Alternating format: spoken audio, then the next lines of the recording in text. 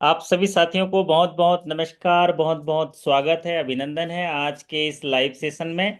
आशा करता हूं कि आप बेहतरीन होंगे, ज़बरदस्त होंगे और अपने अच्छे कार्य निष्पादन के साथ साथ पढ़ने की लिए तैयार होंगे और अपने आने वाले प्रमोशन एग्जाम के लिए आप तैयारी शुरू कर दिए होंगे। आप सभी का अभिनंदन करता हूं। आज एक छोटा सा सेशन है। जैसा कि हमने कल आपसे कहा था कि आज कल हमने सीखा था कि कैसे तैयारी शुरू किया जाए। तो जब शुरू करते हैं तो एक छोटा स्टेप जो है चालू करते हैं, कोई ऐसी चीज़ों में पढ़ते हुए शुरू करते हैं ताकि हमारा इंटरेस्ट जग जाए। और जब इंटरेस्ट जग जाएगा तो फिर 4 लेन आएगा जिसमें चार चार क्लास भी होंगे और स्पीड से भी पढ़ेंगे। और बैंकिंग जो है पूरा पूरा परिवर्तनशील इंडस्ट्री है और इस चेंजिंग चैलेंजिंग इमर्जिंग इंडस्ट्री में बहुत सारे चेंज आते हैं। इसीलिए हमको लगातार पढ़ने की ज़रूरत होती है। आज के सेशन में हम लोग पढ़ेंगे basic saving bank deposit account, जिसको BSBDA अकाउंट कहते हैं। और चूंकि ये भारत सरकार की एक महत्वाकांक्षी योजना है, बैंकिंग इंडस्ट्री में RBI ने इसके लिए गाइडलाइन जारी किए हैं और इसीलिए इम्पोर्टेंट है बैंकिंग प्रमोशन एग्जाम्स के लिए। आप जाने होंगे कि sir ji please request timely class क्या। अच्छा, टाइमली क्लास ही होगा। छुट्टी के दिन नॉर्मली क्लास नहीं होती, लेकिन हम लोग स्टार्ट किए हैं तो रेगुलर क्लासेस होंगे। और आप लोग धैर्य रखिए, अभी जस्ट कल से हम क्लास स्टार्ट किए हैं। तो आपको लगातार सेशंस मिलेंगे, आपको ऐसे इंसाइट्स मिलेगा कि आपको जो है अ, इस तरह से तैयार कर लिया जाएगा कि आप प्रमोशन एग्जाम में आप बेहतरीन तरीके से रिजल्ट डिक्लेयर होने से पहले आप अपने आप को स्थापित कर सकते हैं। दूसरा, रिटन एग्ज़ाम बहुत मायने रखता है प्रमोशन एग्ज़ाम में। तो रिटन एग्ज़ाम जो है आपको सवालों के जवाब किस तरह से देने हैं, क्या क्या सवाल आ सकते हैं, ये सारे हिंट्स मिलेंगे। और यकीन मानिए जब एग्ज़ाम देंगे तो आप देखिएगा 80 to 90% चीज़ें जो हैं आपकी पढ़ी हुई चीज़ों से आएंगी। और उसको जो है किस तरीके से आपको हैंडल करना है वो सारी चीज़ें बनाएंगे। अभी पहला शुरुआत क्या करते हैं, कॉन्सेप्चुअल चीज़ों को सीखने की कोशिश करते हैं। तो मैं ये कह रहा था कि basic saving bank deposit account के बारे में आज पढ़ेंगे। और इस बेसिक सेविंग बैंक डिपॉजिट में एक सवाल आने की जो है संभावना रहती है। तो ये आपके पास स्क्रीन आ गया, मैं आपको ही साथ ही कंफर्म कर देंगे चैट बॉक्स में कि आपको PPT जो है और ऑडियो जो है क्लियर तरीके से दिख रहा है, क्योंकि आज के सेशन में हम चर्चा करेंगे basic saving bank deposit account के बारे में। तो चैट बॉक्स पे ज़रा लिख दीजिए अगर आप आज जो है ये सेशन जो है पवन जी लिख रहे हैं, यस बहुत बढ़िया। तो आपको पता होगा कि basic saving bank deposit account के कॉन्सेप्ट से पहले एक नो फ्रिल अकाउंट था। नो फ्रिल अकाउंट का जो कॉन्सेप्ट था कि अगर किसी ग्राहक के पास कोई KYC के डॉक्यूमेंट नहीं है तब भी वो खाते खोलता था।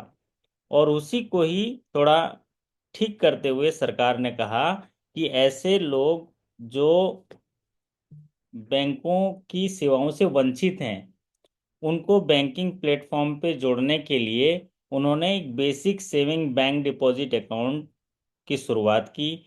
और इस बेसिक सेविंग बैंक डिपॉजिट में उन्होंने एक सरल तरीके से कंडीशन दिया कि अगर ऐसे ग्राहक जो बैंक में खाता खोलना चाहते हैं और उनको सिंप्लीफाइड KYC नॉर्म्स के तहत खाता खोल सकते हैं, उसके कुछ रिस्ट्रिक्शंस हैं। और उस रिस्ट्रिक्शन के बाद अगर वो आगे कंटिन्यू करते हैं तो इस basic saving bank deposit account में बहुत सारे फायदे वो ले सकते हैं। खाता होना इसलिए भी ज़रूरी है क्योंकि भारत सरकार जो है गरीब लोगों को या वंचित लोगों को मदद जो है अकाउंट के माध्यम से प्रोवाइड करते हैं, जिसको DBT कहते हैं, डायरेक्ट बैंक ट्रांसफ़र। तो इसीलिए खाता होना बहुत ज़रूरी है। और खाते के लिए KYC का होना बहुत ज़रूरी है। और जिनके पास KYC नहीं है उनको भी बैंकिंग सिस्टम में लाने के लिए जो अकाउंट आया वो basic saving bank deposit account है। तो पहले नो फ्रिल अकाउंट था, फिर स्टार्ट हुआ basic saving bank deposit account, small account जिसको बोलते हैं। और बेसिक सेविंग बैंक डिपॉजिट जो है अभी विदाउट KYC, सिंप्लीफाइड KYC, ई KYC और फुली केवाईसी कंप्लायंस। तो इतने वेरिएंट आ गए। तो इन सब चीज़ों में क्या बदलाव आए हैं, क्या क्या चीज़ें हमें जाननी है, इसको हम जानेंगे। सबसे पहले जानते हैं basic saving bank deposit account जो है क्या है। एक ऐसा बचत खाता है जिसमें किसी प्रकार की भी न्यूनतम राशि रखने की ज़रूरत नहीं है और कोई भी ज़्यादा अत्यधिक शुल्क यहाँ पर नहीं लिया जाता है सामान्य खातों के तौर से। क्योंकि जिस व्यक्ति को बैंकिंग की आवश्यकता है वो कहीं भी जाके जो है खाता खोलता है, सामान्य नॉर्मल खाता खोलता है या जनरल खाता खोलता है। लेकिन सरकार ने कुछ एक बड़े समुदाय या वंचित लोगों को जो बैंक से दूर रहते हैं उनके लिए निशुल्क तरीके से या कोई मिनिमम बैलेंस की मैंडेटरी न करते हुए ऐसे लोगों को जिनके पास आय कम है या पैसे कम रख पाते हैं उनको भी बैंकिंग सिस्टम में जोड़ने के लिए basic saving bank deposit account की शुरुआत की है। और इस जो basic saving bank deposit account है इसमें किसी भी प्रकार की न्यूनतम राशि रखने की ज़रूरत नहीं है। और बेसिक सुविधाएं जैसे कि जमा, निकासी, एटीएम का उपयोग, ये सारी चीज़ें जो इस सुविधा के तहत मिलता है। डायरेक्ट बेनिफिट ट्रांसफ़र, फिर आपके अगर केवाईसी कंप्लायंट है तो इसी जो अकाउंट्स के सारे सुविधाएं उनको बैंकिंग की मिल जाती हैं। तो इस पर हम लोग चर्चा शुरू करेंगे। तो basic saving bank deposit account ज़्यादातर लोगों को बचत की आदत डालने के लिए और ऐसे लोगों को बैंक से जोड़ने के लिए इसकी शुरुआत की गई कि सेविंग बैंक अकाउंट के जो बेसिक उनकी सुविधाएं हैं उनको मिलनी चाहिए और उनका फ़ायदा उनको मिलना चाहिए। भले ही उनके पास अभी केवाईसी नहीं है। तो क्या हुआ, क्या क्या सुविधाएं उनको मिलेंगी और कैसे वो ऑपरेट करेंगे, इसके बारे में डिटेल आरबीआई ने मार्गदर्शन दिया है, डायरेक्शन जारी किया है। तो basic saving bank deposit account एक ऐसा सेविंग अकाउंट है जिसमें किसी भी प्रकार का मिनिमम बैलेंस की रिक्वायरमेंट नहीं है। तो basic saving bank deposit account is a type of saving account with no minimum balance requirement. और ये जो अकाउंट है ये ऑफर किया गया था या डिज़ाइन किया गया था वित्तीय समावेशन को देखते हुए।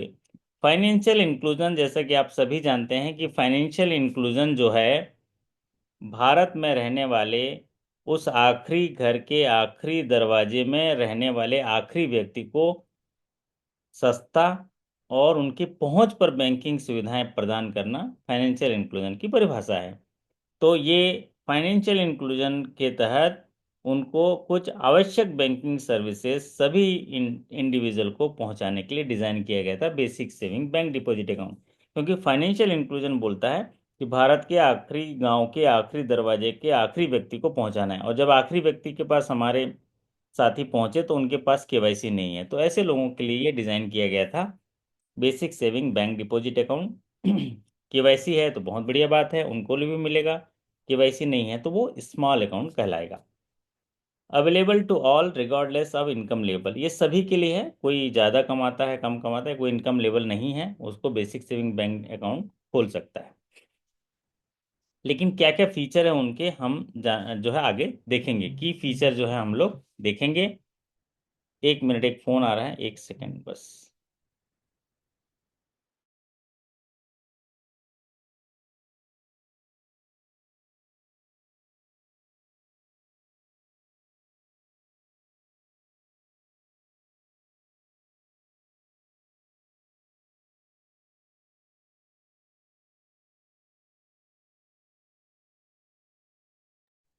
तो इसमें जो की फीचर हैं basic saving bank deposit account के वो हैं no minimum balance requirement, free basic services, किसी प्रकार का शुल्क नहीं है, जमा में, इलेक्ट्रॉनिक क्रेडिट्स में, एटीएम कार्ड में कोई चार्जेस नहीं है, minimum for withdrawal per month, क्योंकि इसमें जो है अ, जो जब भी इसमें फ्री सर्विसेज दे रहे हैं तो कुछ रिस्ट्रिक्शंस हैं। No limit on deposit frequency of amount, deposit frequency में कोई लिमिट नहीं है, लेकिन डिपॉजिट करने के लिए आगे कुछ सर्टेन कंडीशन है, उसको डिटेल में हम पढ़ेंगे। Only one basic saving bank deposit पर बैंक अलाउड है, पर पर्सन पर बैंक, तो एक बैंक में एक अकाउंट अलाउड है। क्यों? क्योंकि इसमें चार्जेस नहीं है, ज़्यादा अकाउंट की अनुमति नहीं है। अगर किसी ने basic saving bank deposit account open किया है तो उसको उसके अदर अकाउंट उस बैंक में बंद करने होते हैं। क्यों? क्योंकि इसमें सर्विसेज जो है आपको फ्री दिए जाते हैं, इसलिए ज़्यादा अकाउंट यहाँ पर मेंटेन नहीं करेगा। और वो सारे कंडीशन हम लोग आगे सेशन में पढ़ेंगे। बेसिक सेविंग बैंक डिपॉजिट के लिए जो एलिजिबिलिटी है, any individual can open a basic saving bank deposit account. कोई भी इंडिविजुअल इसको ओपन कर सकता है। कोई रिस्ट्रिक्शन एज और इनकम क्राइटेरिया में रिस्ट्रिक्शन नहीं है।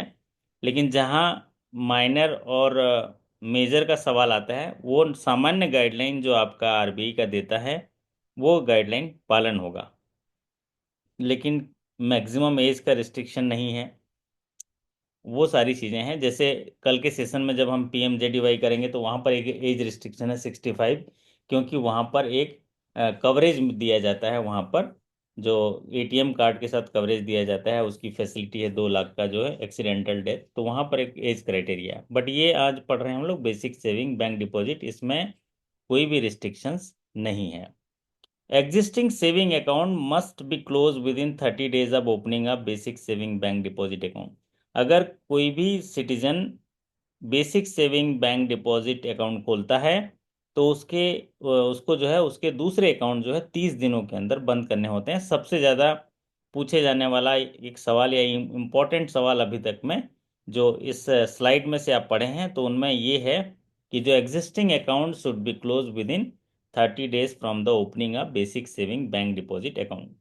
तो ये आप जो है basic saving bank deposit account कोई ग्राहक अगर खोलता है तो 30 दिनों के अंदर उसके दूसरे अकाउंट अगर हैं तो उसको बंद करने पड़ेंगे एग्जिस्टिंग सेविंग अकाउंट। ये वाला स्क्रीन काफ़ी इंपॉर्टेंट है आपके लिए, और इसी से ही ज़्यादातर सवाल पूछे जाते हैं जो यहाँ पर आपके सामने डिस्प्ले हो रहा है। Basic saving bank deposit account, जिसको हम लोग अभी शुरुआत में जो अभी यहाँ पर स्क्रीन पर देख रहे हैं वो सिंप्लीफाइड केवाईसी की बात हो रहे हैं। सिंप्लीफाइड केवाईसी का मतलब ये हुआ है कि उसने डिक्लेरेशन दे दिया, मेरा नाम भरतलाल है, मैं इस गाँव में रहता हूँ और मेरे पास कोई भी प्रकार के ऑफिशियली वैलिड डॉक्यूमेंट नहीं है। तो इसको सिंप्लीफाइड केवाईसी डिक्लेरेशन बेसिस पे करते हैं और स्मॉल अकाउंट में कैटेगराइज करते हैं। स्मॉल अकाउंट के लिए ये कंडीशन है कि एक फाइनेंशियल ईयर में 1 लाख रुपए से ज़्यादा क्रेडिट नहीं होने चाहिए। स्मॉल अकाउंट के लिए दूसरा कंडीशन है कि खाते में कभी भी 50,000 से ज़्यादा बैलेंस नहीं होगा। 50,000 से कम होगा या 50,000 हो सकता है। साल भर में जमा 1 लाख से ज़्यादा नहीं होगा, 1 लाख तक हो सकता है। विड्रॉल का जो लिमिट है वो 10,000 पर मंथ है, 10,000 से ज़्यादा नहीं होगा। कोई भी फॉरेन रेमिटेंस इसमें क्रेडिट नहीं होगा। और इस अकाउंट की वैलिडिटी जो है 12 महीने है, जिसे 12 महीने बढ़ाया जा सकता है, सब्जेक्ट कि वो एक कोई प्रूफ दे दे कि उसने ऑफिशियली वैलिड डॉक्यूमेंट जारी करने के लिए कोई आवेदन कहीं दिया है। और अगला कंडीशन है कि ये फॉरेन रेमिटेंस में क्रेडिट नहीं होगा। और ये जो अकाउंट्स हैं, चूंकि सारे बैंक कोर बैंकिंग में हो गए हैं, तो ये सारे लिंक होंगे, दूसरे ब्रांचेस से भी लिंक होंगे और इसमें उनको बेसिक बैंक की सर्विसेज मिलेंगी। तो ये स्क्रीन जो है आपके प्रमोशन एग्जाम्स के लिए ज़्यादातर पूछे जाते हैं। ये सारे कंडीशन आपको याद होने चाहिए, और कई बार ये सारे ऑप्शन दे देता है, उनमें से सेलेक्ट करना होता है कौन सा नहीं है। तो इसमें ज़्यादातर जो साथियों को आप लोग को याद होगा, लेकिन आगे के स्लाइड में हम देखेंगे कि कुछ चेंजेस भी आए हैं। तो basic saving bank deposit small account के बारे में ज़्यादा पूछा जाता है। ये स्मॉल अकाउंट है, लेकिन इस अकाउंट की वैलिडिटी 1 ईयर ही होती है। स्मॉल अकाउंट की वैलिडिटी 1 ईयर होती है, क्योंकि इसमें ग्राहक जो है केवाईसी नहीं दिया होता है। अगर ये 1 साल के अंदर केवाईसी के डॉक्यूमेंट नहीं देता है तो इसकी वैलिडिटी खत्म हो जाती है, इसमें ऑपरेशन नहीं कर पाएगा। तो बिना केवाईसी के दिया है, इसलिए इसमें रिस्ट्रिक्शन है। बैलेंस 50,000 से ज़्यादा नहीं होगा। साल भर में 1 लाख से ज़्यादा जमा नहीं कर सकता। विड्रॉल महीने में 10,000 कर सकता है। और फॉरेन रेमिटेंस यहाँ पर क्रेडिट नहीं होंगे। इसकी वैलिडिटी 12 महीना है। 12 महीना इसको बढ़ाया जा सकता है एक ही बार, बशर्ते कि वो ये प्रूफ दे दे बैंक में कि उसने ऑफिशियली वैलिड डॉक्यूमेंट जारी करने के लिए आवेदन दिया है। तो ये कंडीशन है, 1-2 बार पढ़ेंगे तो आपको याद हो जाएगा। चलिए अब लिए चलता हूँ अगले कंडीशन पर। अगला कंडीशन जो अभी अभी पूछ रहा है, पहले तो वो पिछला स्क्रीन पूरा इंपॉर्टेंट है। लेकिन अभी जो ज़्यादातर अगर देखेंगे 2024 और 25 में एक सवाल जो है पूछा जा सकता है या पूछा गया है, वो है basic saving bank deposit account with OTP based e KYC. अब देखिए, आधार जगह जगह आधार सेंटर बन गए हैं, तो आधार कार्ड सबके बन जा रहे हैं। तो आधार कार्ड बन जाने के बाद ओटीपी बेस्ड ई केवाईसी के माध्यम से अगर खाते खोलता है और basic saving bank deposit account, इसका मतलब वो अभी बैंक में ओटीपी से ही ई केवाईसी वेरीफाई किया है। तो ऐसे कस्टमर के लिए उनके मोबाइल नंबर का इस्तेमाल या एसएमएस के माध्यम से जो ओटीपी आता है आधार डिटेल में, उससे अगर अकाउंट ओपन किया है basic saving bank deposit account, तो वहां पर एक रिस्ट्रिक्शन है जो आपकी स्क्रीन पर यहाँ है। अगर कोई भी ग्राहक basic saving bank deposit account OTP based e KYC के माध्यम से खाते खोला है, तो उसमें जो मैक्सिमम अकाउंट बैलेंस है वो बढ़कर 1 लाख हो गया। जब हम स्मॉल अकाउंट की बात करेंगे तो ये मैक्सिमम अकाउंट बैलेंस 50,000 था, लेकिन ओटीपी बेस्ड ई केवाईसी में है तो उसका मैक्सिमम बैलेंस 1 लाख हो गया। दूसरा कंडीशन है, साल भर में जो एनुअल क्रेडिट लिमिट है वो 2 लाख हो जाएगा, अगर ओटीपी से वेरीफाई किया है तो, ई केवाईसी किया है तो। स्मॉल अकाउंट में जो था वो 1 लाख था, जिसे बढ़ाकर 2 लाख कर दिया गया है। और एक ओटीपी बेस्ड ई केवाईसी में एक लोन लिमिट का एक क्राइटेरिया दिया गया है कि 60,000 से ज़्यादा का लोन नहीं दिया जाएगा। अगर वो कोई फाइनेंशियल इंस्टीट्यूशन उसको लोन दे रही है तो उसकी लिमिट 60,000। तो ये टर्म लोन है और 60,000, और मैक्सिमम अकाउंट बैलेंस 1 लाख होगा। एनुअल क्रेडिट लिमिट जो है 2 लाख होगा। ये किसके लिए?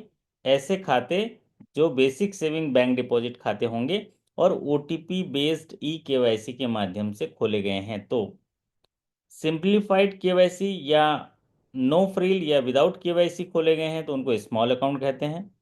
Basic saving bank deposit account OTP based है तो उसकी लिमिट जो है मैक्सिमम 1 लाख है, एनुअल क्रेडिट 2 लाख है, और लोन की लिमिट पूछेंगे तो 60,000 है। अब टाइम लिमिट, ज़्यादातर जो अब पिछले साल 2024 में पूछा गया, चाहे स्केल 2 to 3 हो, नेशनलाइज बैंक का हो या ग्रामीणा बैंक का, उसमें एक चीज़ पूछा जा रहा था कि small accounts under basic saving bank deposit account, the time limit या validity for the account is, ऐसे करके सवाल पूछता था। तो वैलिडिटी क्या है? 1 साल, 12 महीना। The account must be upgraded to a fully KYC compliant within 1 year. मतलब इसकी वैलिडिटी 1 साल है, हमने 1 साल तक उसको बैंकिंग करने दिया, अब वो फुली केवाईसी करा ले, ऑफिशियली वैलिड डॉक्यूमेंट दे दे। जो अभी ऑफिशियली वैलिड डॉक्यूमेंट है, ऑफिशियली वैलिड डॉक्यूमेंट में आधार कार्ड दे सकता है, पासपोर्ट दे सकता है, ड्राइविंग लाइसेंस दे सकता है, मनरेगा कार्ड दे सकता है, एनपीआर रजिस्टर दे सकता है, सी केवाईसी नंबर के साथ जो है वो दे सकता है, और फिर आपके पास ड्राइविंग लाइसेंस दे सकता है और एक वोटर कार्ड दे सकता है। पैन कार्ड, राशन कार्ड को ऑफिशियली वैलिड डॉक्यूमेंट से हटाया गया है। मनरेगा कार्ड, एनपीआर और सी केवाईसी को भी रिसेंटली ऐड किया गया है। सी केवाईसी आर आप जानते होंगे, क्योंकि सी केवाईसी आर जो है सेंट्रल केवाईसी रिकॉर्ड रजिस्ट्री है, और उसमें रिकॉर्ड रजिस्ट्री में अपग्रेड करने के लिए वो कहीं ना कहीं किसी भी फाइनेंशियल इंस्टीट्यूशन में अपने केवाईसी दिया रहता है। तो सेंट्रल केवाईसी क्या करता है? सेंट्रल केवाईसी रिकॉर्ड रजिस्ट्री एक रिपोजिटरी है। हमारे जितने भी फाइनेंशियल इंस्टीट्यूशंस हैं उनको 2016 में गवर्नमेंट ने ये कहा कि आप जब भी किसी कस्टमर को ऑनबोर्ड करेंगे अपने इंस्टीट्यूट में, तो आप उससे केवाईसी कलेक्ट करोगे, और ये मैंडेटरी है, अगर नहीं है तो पेनल्टी दी जाएगी। तो जैसे केवाईसी कलेक्ट करोगे, आपको उसके केवाईसी डिटेल जो है सेंट्रल केवाईसी रिकॉर्ड रजिस्ट्री में देना होगा, और जैसे ही सेंट्रल केवाईसी रिकॉर्ड रजिस्ट्री में देंगे तो 10 दिनों के अंदर उसमें सी केवाईसी नंबर जनरेट हो जाना चाहिए। और समय समय पर जब भी इनमें चेंज होगा तो वो भी ऑटोमेटिक बदलाव होते जाने चाहिए। आपका ऐसा इंटीग्रेशन सिस्टम होना चाहिए, ये कहा सरकार ने। क्यों? क्योंकि जहां फाइनेंशियल इंस्टीट्यूशन से कोई भी कस्टमर ऑनबोर्ड होता है तो वो फ्रॉड कर सकता है, एंटी मनी मनी लॉन्ड्रिंग कर सकता है, और ये क्राइम कर सकता है। तो ये सारी चीज़ों के लिए केवाईसी का इस तरह से स्ट्रक्चर बना। तो सी केवाईसी जो है तभी होगा जब उसका केवाईसी किसी न किसी फाइनेंशियल इंस्टीट्यूशन में दिया होगा। तो ये जो फाइनेंशियल इंस्टीट्यूशन के रेगुलेटर हैं वो कौन कौन से हैं? आरबीआई, मतलब आरबीआई जिनका जिनका रेगुलेटर है, जैसे बैंक है, एनबीएफसी है, ये सब आरबीआई इसको रेगुलेट करता है। तो उनमें अगर कोई कस्टमर ऑनबोर्ड होता है तो उसको केवाईसी लेना है। आरबीआई है, आईआरडीए है, इंश्योरेंस में कोई पॉलिसी लेता है तो केवाईसी लेना है। फिर सेबी है, कोई पॉलिसी ले, सेबी में कोई इन्वेस्टमेंट करता है तो केवाईसी लेना है। डीमेट अकाउंट खोलता है तो लेना है। और फिर पीएफआरडीए है, पेंशन जो फंड जो रेगुलेटर है। फिर उसके बाद जो है आपका नाबार्ड है। तो ये रेगुलेटर में जितने भी बैंकिंग या फाइनेंशियल इंस्टीट्यूशन जुड़े होंगे वो अपने कस्टमर को ऑनबोर्ड करने के पहले केवाईसी देंगे। तो basic saving bank deposit account में जो उसकी वैलिडिटी है वो 1 ईयर की होगी, जिसको 1 साल के बाद उसको अपग्रेड करना होगा। लेकिन इसमें एक रिलैक्सेशन ये दिया है कि 12 महीना इसको और बढ़ाया जा सकता है, सब्जेक्ट टू वो प्रूफ दे दे कि उसने केवाईसी के लिए अप्लाई किया है। कुछ एडिशनल डॉक्यूमेंट लेते हैं, क्या क्या चीज़ें एडिशनल है वो देख लेते हैं। कस्टमर जो है वो एफडी खाते खोल सकता है, आरडी खाते खोल सकता है, लेकिन उसमें सब्जेक्ट टू द बैलेंस जो है वो क्राइटेरिया में ही होगा। जो क्राइटेरिया हमने बताया है, 50,000 बैलेंस नहीं होना चाहिए, 1 लाख से ज़्यादा क्रेडिट नहीं होना चाहिए, क्योंकि अभी ये स्मॉल अकाउंट है।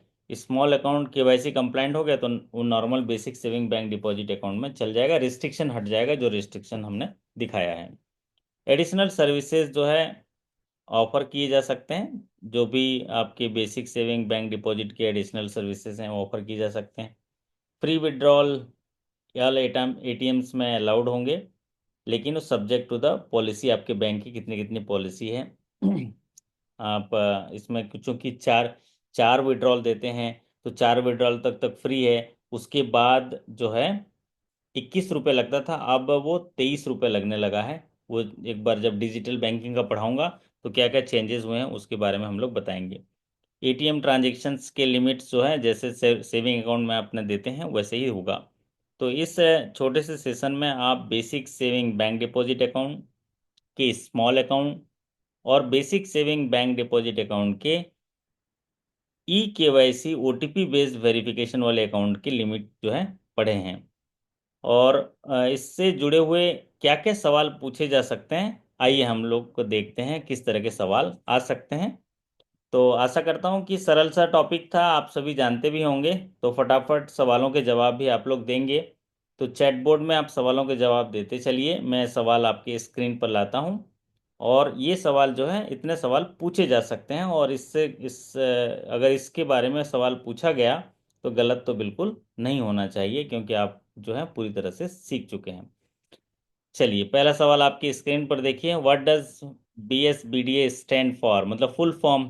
तो आप मान के चलिए एग्जामिनेशन में लगभग 5 फुल फॉर्म पूछे जाने की संभावना रहती है। हालांकि अगर 24-25 को देखें तो एवरेज हर एग्जामिनेशन में 2 फुल फॉर्म पूछता था। इसके पहले अगर 23-24 में लें तो 5-5 फुल फॉर्म पूछते, लेकिन 24-25 में एवरेज एक एग्जामिनेशन में 2 फुल फॉर्म पूछे। तो फुल फॉर्म भी हम पढ़ाएंगे, सारे फुल फॉर्म जो है क्या क्या पूछे जा सकते हैं वो भी पढ़ाएंगे, कोई बात नहीं। लेकिन ये सवाल यहाँ पर जो है basic saving bank deposit account का फुल फॉर्म पूछा गया। और हमारे साथी जो हैं चैट बोर्ड में लिख रहे हैं, कौन सा देख लेते हैं हमारे साथी क्या लिख रहे हैं। Basic saving bank B B कर रहे हैं, बहुत बढ़िया। तो इसका आंसर होगा basic saving bank deposit account. अब आप देखिए पूरे ऑप्शन को इस तरह से एग्जामिनेशन में भी घुमा देता है, ऐसा लगेगा कि पहला वाला भी सही है, दूसरा तीसरा भी सही है, ऐसा लगेगा, है ना। बेसिक जो तीसरा सी को देखिए, bank saving basic deposit account, वो भी सही लगता है। तो कहीं भी गलती हो जाती है तो एग्जामिनेशन में थोड़ा सा ध्यान रखेंगे। और ऐसे सवाल जो हैं कई बार देखा गया सरल सा सवाल भी हमारे साथ ही गलत कर देते हैं। तो basic saving bank deposit account का फुल फॉर्म होगा, BSBDA का फुल फॉर्म होगा B, basic saving bank deposit account. अब चलते हैं अगले सवाल पर, सवाल नंबर 2 देखिए, what is the minimum balance requirement for BSBDA। BSBDA का मिनिमम बैलेंस कितना चाहिए? 500, 1000, 2000, या कोई भी बैलेंस रिक्वायर नहीं चाहिए? ये तो सरल सा सवाल है। आप लोग जवाब लिख ही दिए हैं, तो हम इसको सीधे आगे बढ़ाते हैं। कितना चाहिए? कोई भी मिनिमम बैलेंस की ज़रूरत नहीं है। Basic saving bank deposit account के लिए नो मिनिमम बैलेंस रिक्वायरमेंट कोई भी तरीके से नहीं चाहिए। अगला सवाल आपकी स्क्रीन पर देखिए। How many withdrawals are allowed per month in basic saving bank deposit in small account और सिंप्लीफाइड केवाईसी कंप्लायंस वाले अकाउंट में कितने होंगे? मतलब स्मॉल अकाउंट की बात ही पूछा गया, सवाल थोड़ा अधूरा है, स्मॉल अकाउंट को जोड़ दीजिएगा। तो वहां पर कितने विड्रॉल्स अलाउड हैं? 2, 4, 6 या अनलिमिटेड? तो basic saving bank deposit account अगर स्मॉल अकाउंट है तो वहां पर विड्रॉल अलाउड हैं आपके, 4 विड्रॉल अलाउड हैं एक महीने में। या अमाउंट वाइज देखेंगे तो 10,000 जो है विड्रॉल कर सकते हैं, चाहे वो एटीएम से कर लें या बैंक से भी कर लें, कुल मिला के 10,000 का विड्रॉल कर सकते हैं। Who can open a basic saving bank deposit account? कौन खोल सकता है? Only salaried individual, only senior citizen, any individual, only government employee. तो आपको पढ़ाते समय मैंने बताया था कि कोई भी इंडिविजुअल इसको खोल सकता है, कोई एज लिमिटेशन बार नहीं है कुछ भी। Any individual can open basic saving bank deposit account, लेकिन एक ही कंडीशन है, अगर ये अकाउंट खोलता है तो दूसरे अकाउंट को 30 दिनों के अंदर बंद करना होता है, ये कंडीशन है। What is the total credit limit in basic saving bank deposit account small account per year? Small account है तो एक साल में टोटल क्रेडिट लिमिट क्या है? 10,000, 50,000, 1 लाख, 2 लाख? तो हमारे होनहार साथी बता दीजिए जरा, क्या लिमिट है बेसिक सेविंग स्मॉल में? तो देखते हैं, है ना। तो यहाँ पर सभी साथी जो है बता रहे हैं कि basic saving bank deposit account में एक साल में 1 लाख रुपए जमा कर सकते हैं। अगर यही अकाउंट जो है eKYC OTP वेरीफाइड होता तो इसकी लिमिट होती 2 लाख, लेकिन स्मॉल अकाउंट है इसलिए यहाँ पर 1 लाख। तो सवाल पढ़ते समय आप देख लीजिएगा, स्मॉल अकाउंट पूछेगा तो 1 लाख, और इस अगर eKYC OTP से वेरीफाइड होगा तो वहाँ पर 2 lakh. How many basic saving bank deposit account can a person hold in one bank? तो कितने अकाउंट खोल सकता है basic saving bank deposit account? तो ये तो सीधा है, एक अकाउंट ही खोल सकता है, और ये अकाउंट खोलने के बाद दूसरे अकाउंट अगर सेविंग अकाउंट है तो बंद करना होगा 30 दिनों के अंदर। What is the maximum balance limit in basic saving bank deposit small account? कितना मैक्सिमम बैलेंस होगा एट ए टाइम? बैलेंस जो होगा स्मॉल अकाउंट में, अभी हमने पढ़ा 50,000 हो सकता है, एक ही टाइम में 50,000 हो सकता है स्मॉल अकाउंट में, और साल भर में जमा हो सकता है 1 लाख। और अगर ये eKYC OTP से वेरीफाइड है तो ये जो 50,000 की लिमिट है वो 1 लाख हो जाएगा। तो ये याद रख लीजिए। हायर स्केल में KYC वाला सवाल पूछ सकता है, क्लरिकल टू ऑफिसर में ये सामान्य सवाल पूछ सकता है। Are ATM card provided with BSBD account? Yes, ATM card तो मिल सकता है, क्योंकि इसमें साधारण बैंक की सर्विसेज जो हैं उनको दी जाएगी, एटीएम कार्ड दिया जाएगा, बेसिक के एसेंशियल सर्विसेज जो हैं प्रोवाइड किए जाएंगे। Can remittances from abroad be credited to BSBD small account? क्या बाहर से कैश रेमिटेंस आ रहा है या अमाउंट रेमिटेंस आ रहा है विदेश से, तो फॉरेन रेमिटेंस हो सकता है क्रेडिट? नहीं हो सकता। तो फॉरेन रेमिटेंस क्रेडिट नहीं हो सकता इस अकाउंट में, क्योंकि इस अकाउंट में KYC कंप्लायंस नहीं है। What is the validity of BSBDA small account open with simplified KYC? तो ये सवाल जो है पॉपुलर सीरीज का सवाल है, और जितने भी सवाल बनाए हैं ये 10 सवाल बनाए, 10 में से 3 सवाल जो है पूछे जा सकते हैं। तो व्हाट इज द वैलिडिटी है 12 मंथ, और इस वैलिडिटी को और 12 महीना बढ़ाया जा सकता है, बशर्ते कि वो प्रूफ दे दे कि उन्होंने कहीं भी ऑफिशियली वैलिड डॉक्यूमेंट के लिए अप्लाई किया है। तो आज का ये छोटा सा सेशन था जिसमें हम लोग basic saving bank deposit account के बारे में पढ़े। ऐसे सारे बैंकिंग के टर्मिनोलॉजी, सारे जो नए नए चेंजेस आए हैं उसको पढ़ेंगे। कल का सेशन हम रखेंगे, कल का सेशन में हम 30 से 40 क्वेश्चन ऐसे डिस्कस करेंगे जो हर एग्जामिनेशन में आया है पिछले साल, और इस साल भी आपके एग्जामिनेशन में भी आएगा। तो हम उसको कल सेशन में पढ़ाएंगे कि ये क्वेश्चन है जो सभी बैंक के एग्जामिनेशन में आ रहा है, या रिकॉल क्वेश्चन है, रिपीटेटिव क्वेश्चन है, पॉपुलर सीरीज के क्वेश्चन है। तो इसको हम लोग पढ़ाएंगे कल के सेशन में, और टाइमिंग वगैरह सब आपको जो है ग्रुप में मिल जाएगा। ये नया बैच स्टार्ट किए हैं, आज बैच का दूसरा सेशन है। तो आपको जो है कुछ दिनों में जो आपको इस क्रोनोलॉजी को समझना होगा कि कैसे कैसे क्लास होता है, किस समय हमें पढ़ना है। सबकी व्यस्तता अलग अलग होता है, सबकी टाइमिंग थोड़ी अलग अलग होती है, लेकिन आपके पास जो समय है, आप मोबाइल ऐप में जाकर चीज़ों को सीख सकते हैं, आप पढ़ सकते हैं। किसी को डर है कि ईश्वर देख रहा है, किसी को भरोसा है कि ईश्वर देख रहा है। देख लीजिए कितना बेहतरीन है ना। हम तो बैंक का सीसीटीवी फुटेज 90 दिनों के लिए रिकॉर्ड करते हैं, या लॉकर के बाहर जो एंट्री होता है उसका 180 दिनों के लिए रिकॉर्ड करते हैं, लेकिन यहाँ पर जो ईश्वर है फुल टाइम रिकॉर्डिंग चल रहा है, अभी भी रिकॉर्डिंग चल रहा है। क्या रिकॉर्डिंग चल रहा है कि उपेंद्र जी पढ़ रहे हैं कि नहीं, कोई पढ़ रहा है, कोई देख रहा है, सारे रिकॉर्डिंग चल रहा है। Sir good evening sir. Good evening Upendra ji.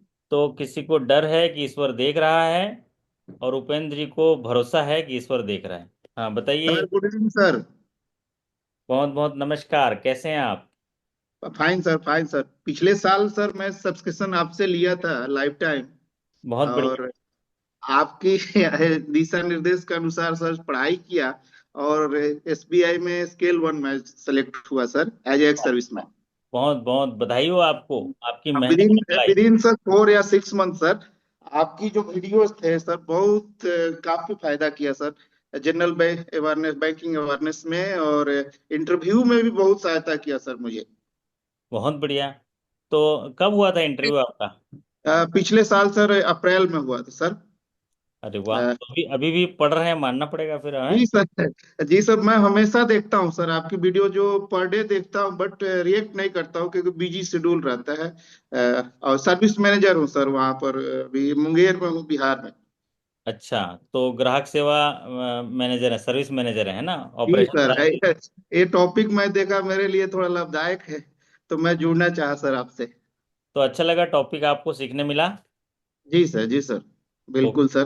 तो ये और 2025 में जो चीजें हैं, बहुत सारे चेंजेस हुए हैं। तो जी सर, 2025 इसलिए चेंज हुआ कि सरकार, मजबूत सरकार आ गई, फिर उनका बजट अनाउंसमेंट आ गया, सरकार की जी सर, दिशा और जो है देश के लोगों की दशा बदलने के लिए सरकार की योजनाएं हैं। इसलिए आप लगातार आने वाले सेशन को देखिएगा, बहुत सारे जी चेंजेस सर। हम डिस्कशन करेंगे। हाँ सर, ऑलरेडी। ज्ञान सर अर्जित करना बहुत सर जरूरी है बैंक में, डे टू डे जो सर्विस करने के लिए अपडेट रहना बहुत जरूरी होता है। ओके। तो हमारे साथियों को बताइए जरा, कितने महीने की तैयारी करी थी आपने? सर जून जुलाई अगस्त में शुरू करा था सर मैंने पिछले साल। ओके। और जनवरी में एग्जाम थे सर 10 को।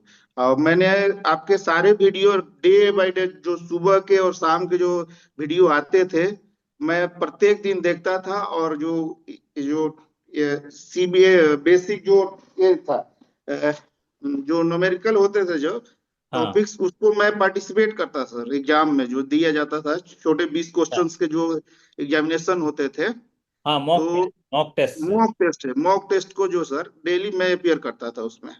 ओके।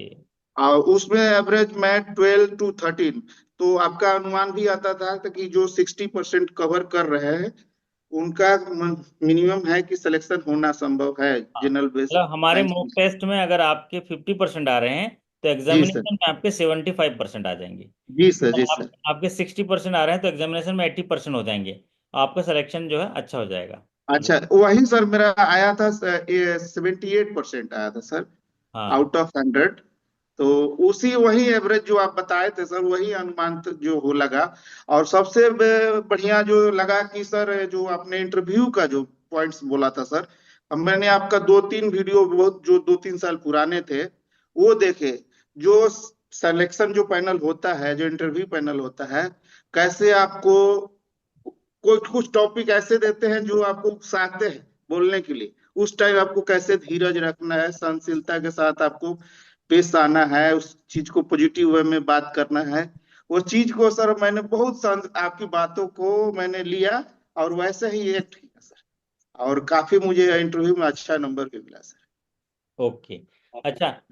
ये आपका कैसे पढ़ पाते थे, टाइम कैसे मिल पाता था आपको, कब पढ़ते थे? सर शाम को मैं तकरीबन सर मेहनत करता था, 12 बजे वाली भी वीडियो आपका देखता था सर। बट अच्छा। मैं आता नहीं था सर, फोकस में नहीं आता। मैं आज पहली बार मैं आपके सामने पेश हुआ। आपसे एक बार बात हुई थी रात को। हाँ हाँ मैं हाँ। बोला कि सर मैं एक सर्विसमैन हूँ और मैं चाहता हूँ कि एग्जाम में अपियर होना, और मेरे पास कोई बेसिक साधन नहीं है। आपका वीडियो यूट्यूब पर देखा, हम्म। बहुत अच्छा लगा, मैं ज्वाइन करना चाहता। उसी दिन मैंने ज्वाइन किया सर। अच्छा। अ, अगस्त का महीना था, ओके। पिछले साल 2024 का, 23 का रहा वो सर। अच्छा।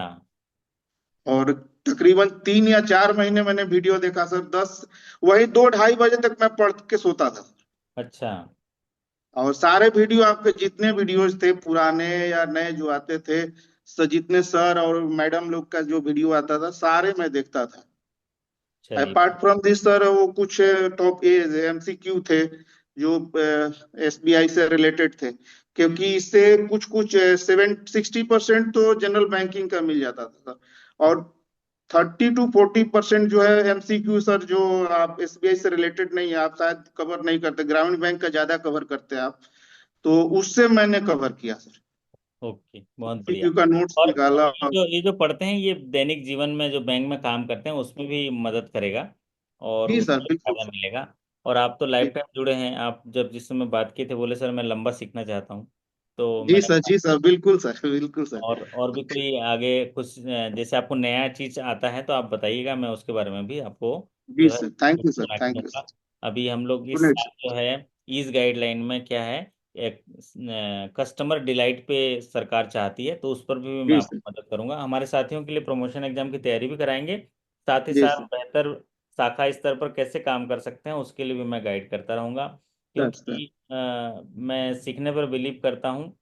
जो मुझे सर आता है मैं कर लूंगा, जो मुझे नहीं आता मैं सीख लूंगा, ये मूल मंत्र के साथ आप तैयारी करेंगे। सर और सर बहुत सारे बैंक के अभी एग्जामिनेशन भी आने वाले हैं या आने वाले दिनों में एग्जाम होगा, तो उनकी पॉलिसी भी पढ़ेंगे। सर पॉलिसी सर जो है, हमारे जैसे उपेंद्र जी ने कहा कि एसबीआई के जो है पॉलिसी उन्होंने खुद पढ़ा है, तो पॉलिसी अगर आपके पास है तो आप खुद पढ़ सकते हैं या हमें दे सकते हैं, मैं सरल तरीके से पढ़ाने के लिए आपको बता दूंगा क्या क्या चीज़ें इंपॉर्टेंट होंगी। पॉलिसी तो हम लोग पढ़ाते हैं। वैसे ज़्यादातर दूसरे बैंकों के जो पॉलिसी हैं होते हैं वो हमें लेटेस्ट मिल जाते हैं, तो हम आपको सेशंस में पढ़ा देते हैं। तो good night sir, good night. From my side sir. Okay, thank you Upendra ji, आपको बधाई। और आपने सफलता जो ये अपने मेहनत से पाई है उसके लिए हम आपको बधाई देते हैं। थैंक यू सर, और थैंक यू आप इसी तरह सीखते रहिए, पढ़ते रहिए और जी सर, मुस्कुराते रहिए। सभी थैंक यू सर। साथियों के लिए मैं बताऊंगा, ये चूंकि स्टार्टअप सेशन है, धीरे धीरे आपका लय बन जाएगा। आज का सेशन कैसा लगा जरा फीडबैक टाइप करिए या थम्स अप कर दीजिए, तो फिर हम लोग ये सेशन समाप्त करेंगे। फिर एक वीडियो लेक्चर में साझा करूंगा। फिर हम लोग डेली जो है कल फिर मुलाकात करेंगे। कल का सेशन जो है हम लोग करेंगे मोस्ट पॉपुलर सीरीज के सवाल, 30 to 40 क्वेश्चन होंगे जो आने ही आने हैं आपके एग्जामिनेशन में। होगा ये कि वो 30 to 40 क्वेश्चन जो डिस्कस करेंगे उससे आपका 50% तैयारी हो जाएगा। क्योंकि क्वेश्चन एक डिस्कस करेंगे, लेकिन आपके क्वेश्चन जो है एक डिस्कस करेंगे उसमें टॉपिक क्लियर हो जाता है। बेसिक सेविंग अकाउंट में फुल केवाईसी के बाद ट्रांजैक्शन लिमिट क्या होगा वो हट जाता है। ट्रांजैक्शन लिमिट संजीव जी वो हट जाएगा। अगर फुल केवाईसी हो गया तो नाम उसका basic saving bank deposit account रहेगा, लेकिन वो जो रिस्ट्रिक्शन सारे हट जाएंगे, सामान्य खाता हो जाएगा, ये बात है। अच्छे लाल जी, बढ़िया लगा आपको पढ़ रहे हैं। चलिए, तो आज आज का सेशन यही समाप्त करते हैं। आपके अच्छे कार्य निष्पादन, बेहतर स्वास्थ्य और शानदार सफलता की कामना करते हैं। और मॉक टेस्ट अपडेटेड तैयार हो रहे हैं, सारी चीज़ें जो है वो नई मिलेंगी। आप धैर्य रखिए, सीखते रहिए, पढ़ते रहिए, मुस्कुराते रहिए। शुभ रात्रि।